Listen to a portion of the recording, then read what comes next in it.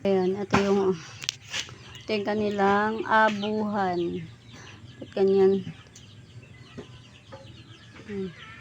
Yan yung kanilang abuhan guys. Tapos, pag mahaba, ito ilalagay. Diyan, ganyan yun.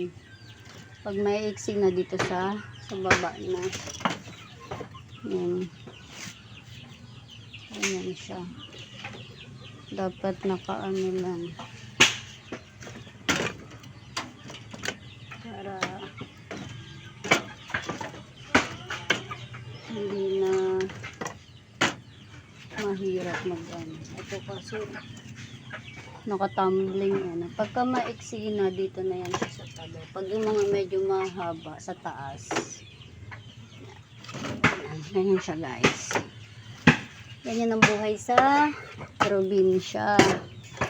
Meron naman silang kalan, pero hindi uso sa kanila yung ganun. Yan, may kalan sila. Hindi uso sa kanila kasi. Dahil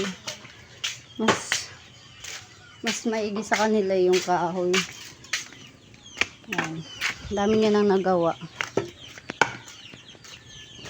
Ngayon, dyan ka ulit. Dapat ulit ako doon sa loob.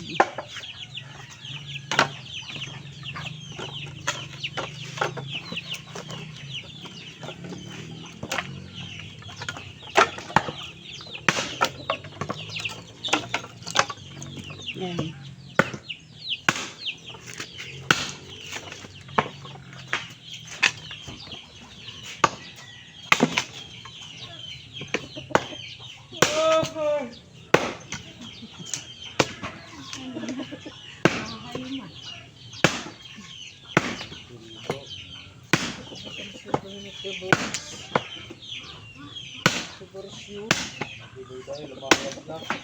Ha? Hindi mo nila lumayas na. Sino nandyan? Marites.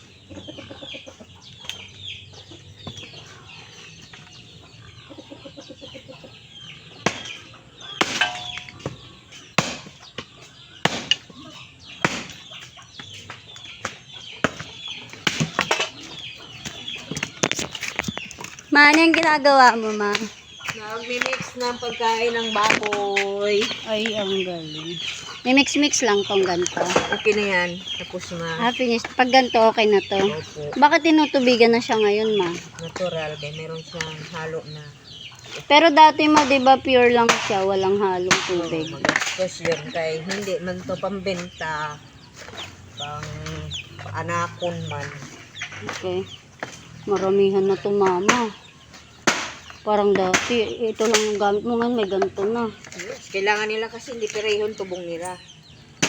Ito. Ano ba ibig sabihin ng tubong, ma? Pagkain. Ah, okay. Pagkain ng baboy. Ayan guys, sa mga Tagalog, yung tubong dito sa Waray, ano yon? Pagkain. Pagkain. Pagkain ng hayop. Pagkain ng hayop. Pagkain ng baboy. Opo. Pag sinabing tubong. Tubong ng manok, tubong ng baboy. Ay, ganun. Pero Ganun siya. pagkain ng tao yun. Hindi mo pwede sabihin tubong ng tao. Ayan. Dadalhin na to, Dan. Maya na, hindi pa na palubog yan. Ay, kailangan palubugin ito. Kaya mo lang siya dyan tunaw muna. Ayan. Para yan sa maliliit. Ano yun siya guys sa umaga, pinapakain ng mga alas 7 na.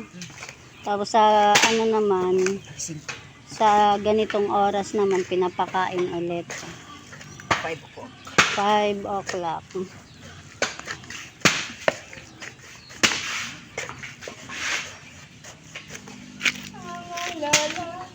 Etong sa malaking mga baboy. Etong malilit para dun sa tatlong maliit. Bait talaga ng mama, no? Opo.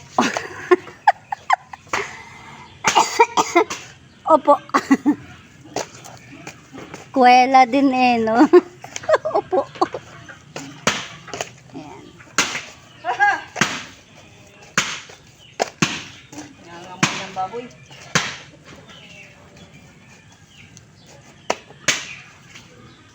Thank you, Tog. Kita mo ko nagtias to? Oo eh. Nangaluay tawon. Ha? Ito po.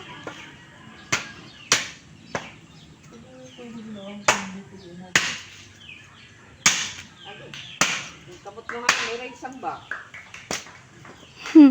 Te, tayo ang piso, te. Piso lang. Tara. Basta piso tayo ang piso. Uray na nga, may palit. Piso? Basta piso, waray. Last ko na ito kanina. Ikaw to.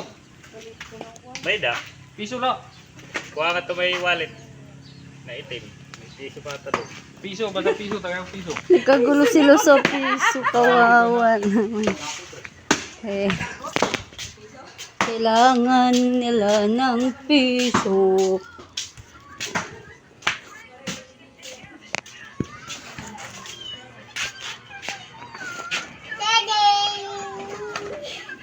Gising na ko.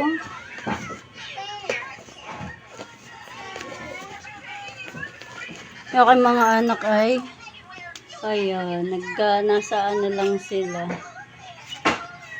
sa kwarto, nanonood lang sila ng educational videos. Ayan.